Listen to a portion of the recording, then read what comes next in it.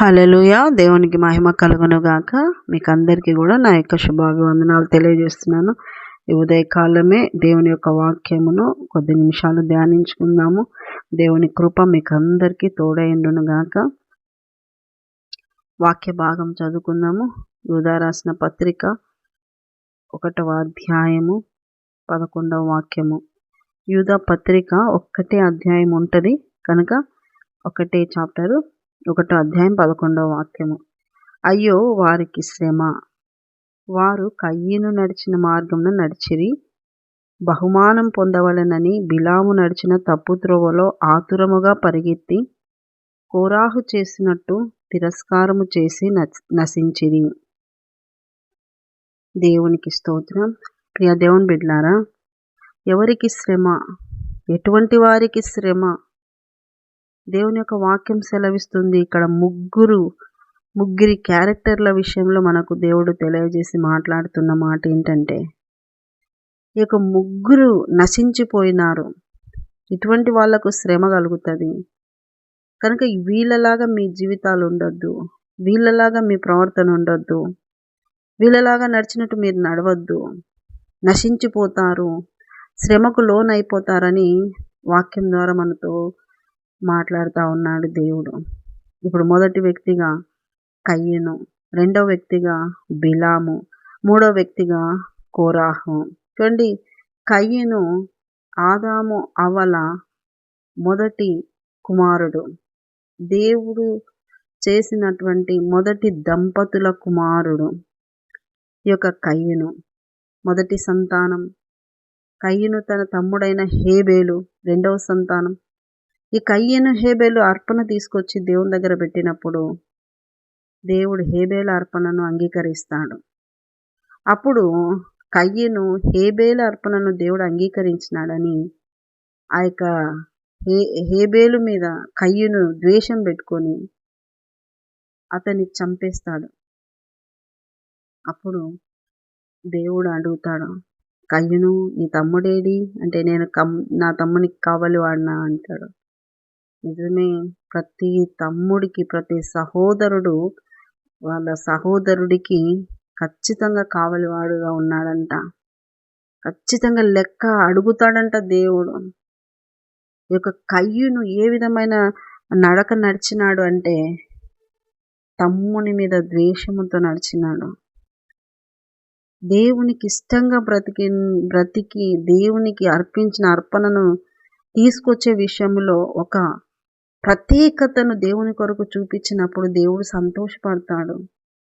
ఆ ప్రత్యేకతను నేను చూపించి దేవుణ్ణి సంతోషపరచాలని రావాలే తప్ప అంగీకరించిన వాళ్ళని చూసి అసూయ పడకూడదు. దేవుడు అంగీకరించాలి అంటే నువ్వు ఇచ్చే విషయంలో, ఆయనకిచ్చే ప్రాముఖ్యతలో, ఆయనకు పట్ల చూపించే ప్రేమలో,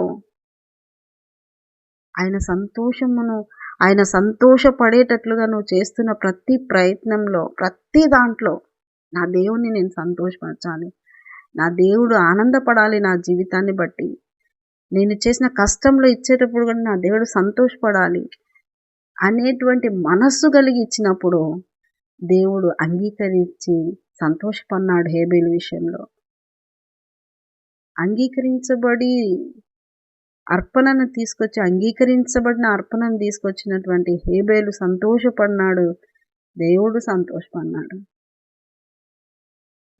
ఇక తమ్ముని అర్పణ అంగీకరిస్తున్నాడు దేవుడు, అంగీకరించినాడు దేవుడు. అయ్యో నాలో ఏముందో, నా అర్పణ అంగీకరించలేదు అని పశ్చాత్తాపడి, ప్రభువా నన్ను క్షమించు, నేను నా యొక్క బుద్ధి మంచిగా లేకుండా నేను తెచ్చినాను ప్రభువా నన్ను క్షమించు అని ఆ యొక్క క్షమాపణ అడిగి దేవుని దగ్గర సమాధాన పడి, దేవుడు మళ్ళీ నన్ను అంగీకరించాలి, నా అర్పణను అంగీకరించాలనే మనసుతో దేవుడు ఏ విధంగా ఉంటే అంగీకరిస్తాడు, ఆనందిస్తాడు, అర్పణను స్వీకరిస్తాడు అనేది నేర్చుకోకపోగా తమ్ముని నిర్దాక్షిణంగా నిర్దోషి అయిన హేబేల్ను చంపేస్తాడు. అటువంటి మార్గంలో నువ్వు నడుస్తున్నావా? ఎదుటి వ్యక్తుల యొక్క ఆత్మీయ స్థితి కానీ, దేవునికి ఇష్టంగా వాళ్ళు బ్రతుకుతున్నప్పుడు వాళ్ళకి ఇస్తున్నటువంటి దేవుని యొక్క ఆశీర్వాదాలను చూసి నువ్వు అసూయ పడుతున్నావా? సంఘాలలో కూడా అంతే. పరిచర్య చేస్తున్న బిడ్డల పట్ల దేవుడు మరి ఎక్కువగా వారిని వాళ్ళ విషయంలో సేవకులు కూడా పరిచర్య చేస్తున్న వాళ్ళు, అప్పగించుకొని చేస్తున్న వాళ్ళు, సమర్పణతో వచ్చిన వాళ్ళను ఒక ప్రత్యేకమైనటువంటి శిక్షణలోకి వాళ్ళని తీసుకుపోతున్నప్పుడు వారికి ఇస్తున్నటువంటి ప్రాముఖ్యతను బట్టి మిగతా వాళ్ళు అసూయపడతా ఉంటారు. నువ్వు వచ్చి, నువ్వు సమర్పించుకో, నువ్వు అప్పగించుకో, నువ్వు ఆ శిక్షకు లోబడు, నువ్వు ఆ మార్గంలో నువ్వు రావడానికి ప్రయత్నం చేయి, తెలుస్తుంది నీకు. అలా చెయ్యరు. సంఘంలో ఇతరుల పట్ల ప్రియారిటీ ఇచ్చినప్పుడు సంఘ కాపర్ల మీద ద్వేషం పెట్టుకుంటారు, ఆ ప్రియారిటీ ఇచ్చే వాళ్ళ మీద అసూయ పెట్టుకుంటారు. అలా ఎంతమంది ఉన్నారు. అలా ఉండకూడదని దేవుని వాక్యం సెలవిస్తుంది. ఇట్లా సంఘంలోనే కాదు, కుటుంబాల్లో కూడా అంతే. మంచిగా లోబడి తల్లిదండ్రికి వినయ విధేయతలతో ఉన్నటువంటి పిల్లల పట్ల తల్లిదండ్రి ఎంతో ప్రేమ చూపిస్తారు. ఒక్కోసారి అలాంటి ప్రేమ వాళ్ళు పొందుకున్నారు పిల్లల దగ్గర, తల్లిదండ్రి దగ్గర పిల్లలు అన్నప్పుడు వాళ్ళలాగా లోబడి మిగతా పిల్లలు ఉండరు. లోబడకపోయినా మమ్మల్ని ప్రేమించాలి, మాకు ఇవ్వాలి, మాకు ప్రాముఖ్యం ఇవ్వాలి అనేటువంటి ఒక దురుద్దేశంతో, లేదంటే ప్రేమించిన వాళ్ళని పట్టించి తల్లిదండ్రిని ద్వేషిస్తూ, యోసేపు అలాగే కదా, సహోదరుల ద్వేషానికి గురైపోయినాడు. తండ్రి ఎంతో ప్రేమించాడు. ఊరికనే ప్రేమిస్తారు తల్లిదండ్రి ఎంతగా లోబడితే, ఎంతగా మాట వింటే, ఎంతగా వారి యొక్క చుట్టూరా వాళ్ళకు సహాయకరంగా ఉంటే కదా వాళ్ళు తల్లిదండ్రి సంతోషపడతారు. అలా కాకుండా ద్వేషం పెట్టుకున్నారు యోసేపుని బట్టి సహోదరులు. అలా కుటుంబాల్లో ఉన్నారు, సంఘాల్లో ఉన్నారు, బయట ఉంటున్నారు, సహోదరుల మధ్య ఉంటున్నారు. జాగ్రత్త ప్రియ దేవుని బిడ్డలారా, కయ్యను నడిచినట్టుగా మీరు నడవద్దు. ఒకవేళ మీరు దేవునికి సమీపమై, అయ్యా నన్ను ఎందుకు అంగీకరించడంలా, అయ్యా నాలో ఏం తప్పున్నాయి, నేను నేర్చుకుంటాను, నేను సరి చేసుకుంటాను, నేను లోబడతానని దేవుని వాక్యానికి లోబడి సరి చేసుకొని ఇంకా దగ్గరగా దేవుని సన్నిధికి చేరండి. దేవుని మాటకు లోబడినప్పుడు దేవుడు ఇచ్చే ఆశీర్వాదాలు గొప్పగా ఉంటాయి. కనుక ప్రియ దేవుని బిడ్డలారా, ఈ కయ్యను నడిచిన మార్గంలో నడవద్దని దేవుడు తెలియజేస్తున్నాడు. తర్వాత బిలాము నడిచిన తప్పు త్రోవ. బిలాము ఏం చేసినాడు? తన మాట ఏదైతే వస్తుందో ఆ మాట నెరవేర్చబడుతుందని దేవుని ప్రజలకు వ్యతిరేకమైనటువంటి ఆ యొక్క రాజు, బాలాకు రాజు వచ్చి ప్రజలను శపించమని చెప్తాడు. దేవుని ప్రజలను దేవుడు చెప్తాడు, నువ్వు శపించొద్దు, వాళ్ళు నా ప్రజలు అన్నప్పుడు నోరు మూసుకొని ఉండాల్సినటువంటి బిలాము ప్రవక్త ఏం చేసినాడు అంటే తప్పు త్రోవలో వాళ్ళను నడిపించినాడు. ఏంటి అంటే వాళ్ళ చెయ్యి వాళ్ళని ఎత్తిన వాళ్ళే పెట్టుకునేటట్టు చేయాలి, వాళ్ళని ఎవ్వరు నాశనం చేయలేరు అని సలహా ఇచ్చి వ్యభిచారానికి వాళ్ళను వ్యభిచారం చేసేటట్టుగా వాళ్ళకు ఆ యొక్క వాళ్ళకి అటువంటి స్థితిని, ఆ మోయాబు రాణుల అందమైన అమ్మాయిలను వాళ్ళకు ఎదురుగా పెట్టించి, ఆహార పదార్థాలు పెట్టించి వాళ్ళు వ్యభిచారం చేసేటట్టుగా, వాళ్ళ ఆహార పదార్థాలు తినేటట్టుగా ఆలోచన చెప్తాడు ఈ బిలాము బాలాకు రాజుకు. అది ఆ యొక్క బాలాకు రాజు పాటించటము, ఈ యొక్క ఇశ్రాయేలీయులు వెళ్ళి తప్పు చేయటము, దేవుని యొక్క శిక్షకు గురి కావటం అనేది జరుగుతుంది. ఎందుకు ఇలా చేసినాడు అంటే ఆ బాలాకు రాజు ఇచ్చే బహుమానాల కోసం ఆశపడి దేవుని పిల్లలను ఇబ్బంది పరిచినాడు. దేవుని పిల్లలను దేవునికి వ్యతిరేకమైన మార్గంలో తిప్పినాడు.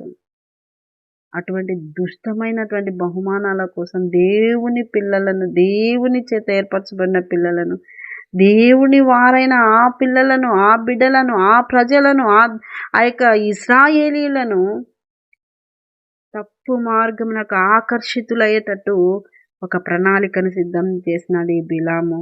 జాగ్రత్త ప్రియ దేవుని బిడ్డలారా, మీరు కూడా దేవుని ప్రజలను, దేవుని బిడ్డలను వాళ్ళల్లో ఉన్నటువంటి ఏ బలహీనతను బట్టిచ్చైనా వాళ్ళని రాంగ్ రూట్లో తీసుకెళ్ళడానికి నీ ప్రయత్నం నువ్వు చేయొద్దు. డబ్బు కోసమో ఇంకొక దాని కోసమో ఏ విధమైన దానికైనా కానీ నువ్వు లోబడి ఈ దేవుని పిల్లలను రాంగ్ రూట్లోకి నడిపించే ఆలోచన, ఆ యొక్క ప్రయత్నము చేయొద్దు. దేవుడు చెప్పిన మాటకు లోబడు. దేవుడు ఒక్కసారి చెప్పినాడు బిలాంకి, 2 సార్లు చెప్పినాడు, నా వారు వాళ్ళని శపించొద్దంటే శపించలేదు. కానీ వాళ్ళు శాపమును దేవుని నుండే పొందుకునేటట్టుగా చేసినాడు. చూడండి ఎంతగా దేవుణ్ణి గాయపరిచినాడు. మనసు ఎంత దేవుడు నొచ్చుకొని ఉంటాడు. దేవుడు చెప్పిన మాటకు లోబడకుండా, దేవుని మాటకు లోబడకుండా, దేవుని పిల్లలను, దేవుని ప్రజలను దేవునితోనే కొట్టించినాడు అంటే బిలాము ఎటువంటి మనస్సు కలిగి ఉన్నాడో ఒకసారి ఆలోచించండి. అటువంటి తప్పు త్రోవలో వెళ్ళొద్దు, అటువంటి బహుమానాలు కొరకు పరిగెత్తొద్దని దేవుడు మీతో మాట్లాడుతున్నాడు. కోరాహు చూడండి, ఈ కోరాహు 250 మందిని వేసుకొని మోషే పైన, అహరోను పైన ఎదురు తిరిగి మీరేనా పరిశుద్ధులు, మేము కాదా పరిశుద్ధులమని ఎదురాడతాడు. అక్కడికి మోషే ఎంతో సహోదరుడా వదిలేయి, అలా అనొద్దు, అలా చేయొద్దు అన్నా కూడా వినకుండా కోరాహు మోషేకు వ్యతిరేకంగా నిలబడతాడు. మోషే బాధపడతాడు. ఆ తర్వాత దేవుడు కోరాహును ఆ యొక్క వాళ్ళ కాళ్ళ కిందనే భూమి నెరలు విడిచి వారిని, వారి భార్యలను, వారి పిల్లలను అందరినీ కూడా డైరెక్ట్గా పాతాళంలోకి పడిపోయేటట్టుగా భూమి నెరలు విడిచి మింగేస్తుంది. ప్రియ దేవుని బిడ్డలారా, ఎటువంటి రీతిలో ఈ ముగ్గురు ఉన్నారో చూడండి, కయ్యను, బిలాము, కోరాహు. ఇటువంటి జీవితాలకు ఆశీర్వాదాలు వస్తాయా? ఈ విధంగా బ్రతికేటోళ్లకు దీవెనలు వస్తాయా? దేవుని యొక్క ప్రణాళికకు, దేవుని చిత్తమునకు, దేవుని యొక్క మాటకు లోబడని వాళ్ళకి ఆశీర్వాదాలు, మేలులు, దీవెనలు కలుగుతాయా? ప్రియ దేవుని బిడ్డలారా, మోషే దైవ సేవకుడు, ఆయన రాజు కావాల్సినది. ఆ రాజు సింహాసనాన్ని వదులుకొని దేవుని కోసం ఈ విధమైన ప్రయాసలో ఉంటే, అలాంటి త్యాగము చేసినటువంటి ఆ బిడ్డను దేవుడు ఎంతగానో ఎత్తుకొని నడిపిస్తున్నాడు ఇశ్రాయేల్ జనాంగాన్ని అంతటిని కూడా. అలాంటి ఆ యొక్క మోషే పట్ల వ్యతిరేకంగా గుంపునేసుకొని వ్యతిరేకంగా నిలబడి మాట్లాడినప్పుడు దేవుడు మనసు గాయపడదా? దేవుడు ఎన్నుకున్నాడు అంటే ఎంతో ఎంతో దేవునికి ఇష్టము, ఎంతో దేవునికి ప్రేమ కలిగి ఎన్నుకుంటాడు కదా. దేవునికి కనబడని తప్పులు మీకు కనపడుతున్నాయా? దేవుడు ఎన్నుకొని వాళ్ళను వాడుకుంటున్నప్పుడు దేవునికి కనబడని తప్పులు మీకు కనబడుతూ, దేవుడు క్షమించి వాళ్ళని హత్తుకున్నాడో, మరి దేవుడు ఎందు నిమిత్తం వాళ్ళని ఎత్తుకొని వాళ్ళని నడిపించుకుంటున్నాడో, ఏర్పాటు చేసుకున్నాడో, దానికి నువ్వు కూడా లోబడాలి. ఎందుకంటే వాడుకుంటున్నది దేవుడు గనక. అలా కాకుండా వ్యతిరేకంగా నిలబడి సేవకునికి ఎదురాడి సేవకుని గాయపరిస్తే, సేవకుడు గాయపరచబడి దేవుడు మనసు నొచ్చుకొని వెంటనే వ్యతిరేకంగా మాట్లాడిన ఆ గుంపునంతా భూమి నెరలు విడిచి మింగేసిందే. దేవుని చేతిలోనే ఉంది సృష్టి అంతా. ప్రియ దేవుని బిడ్డలారా, ఎలా ఉంది మీ జీవితాన్ని? సహోదరుల మధ్యలో అసూయ, ఆ బహుమానాల కొరకు పరిగెత్తడము, మెప్పుల కొరకు, ఘనతల కొరకు పరిగెత్తడము, దైవ సేవకునికి వ్యతిరేకమైనటువంటి దిశలో మాట్లాడడము, వ్యతిరేకంగా దైవ సేవకులకు వ్యతిరేకమైన పనులు చేసి వాళ్ళని గాయపరచడము, దైవ సేవకులకు తెలియకుండా నిర్ణయాలు తీయడము సంఘాల్లో, ఇటువంటివి చేసి దేవుని నుండి మీరు ఆశీర్వాదాలు పొందుకోరు, శాపాలు పొందుకుంటారు. జాగ్రత్త.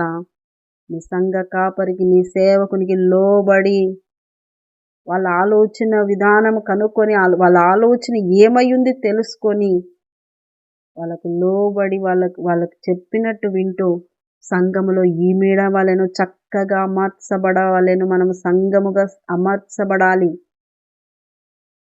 కనుక వీరు ముగ్గురు నడిచిన త్రోవలో మీరు నడిచి నాశనం కాకుండా, ఇటువంటి వాళ్ళకే శ్రమ వస్తుంది కనుక జాగ్రత్త కలిగి బ్రతకండి అని దేవుడు ఈ వాక్యం ద్వారా మనతో మాట్లాడుతున్నాడు. కనుక ప్రియ దేవుని బిడ్డలారా, మీ మార్గాలు ఎలా ఉన్నాయి?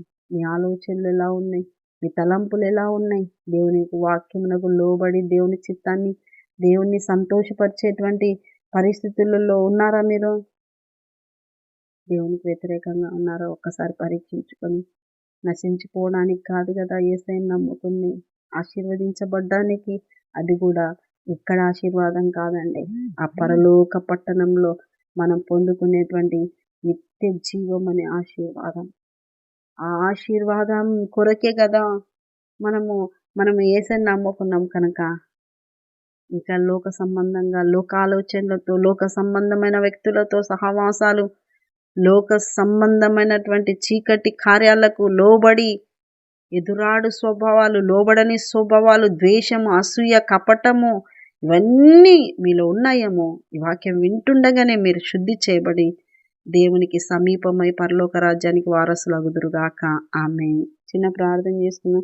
యేసయ్య నీకు వందనాలు, స్తోత్రాలు తండ్రి. వాక్యం వింటుండగా బిడ్డలకు కావాల్సిన సహాయం అందించండి.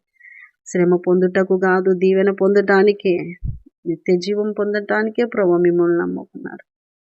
ఎక్కడెక్కడ ఏ బలహీనతలతో ఎవరెవరు ఉన్నారో ఆ బలహీనతలన్నింటినీ నేను తీసివేసి అయ్యా లోబడే స్వభావము, క్షమించబడే మనస్సు, మంచి మనస్సు దయచేయమని వింటున్న వారిని దీవించి ఆశ్రయించాల్సిందిగా ప్రార్థిస్తూ మెలకువగలిగి ప్రార్థనా పరులుగా నిలబడే కృప దయచేయాల్సిందిగా యేసు పరిశుద్ధ నామములో అడుగుతున్నాం మా తండ్రి. ఆమేన్, ఆమేన్, ఆమేన్. యేసు రక్తమే జయం, సిలువ రక్తమే జయం. ప్రభు యేసు నామానికి సంపూర్ణ విజయం కలుగును గాక. Amen. Good morning. Praise the lord. దేవుడు మళ్ళీ దీవించును గాక. ఆమేన్.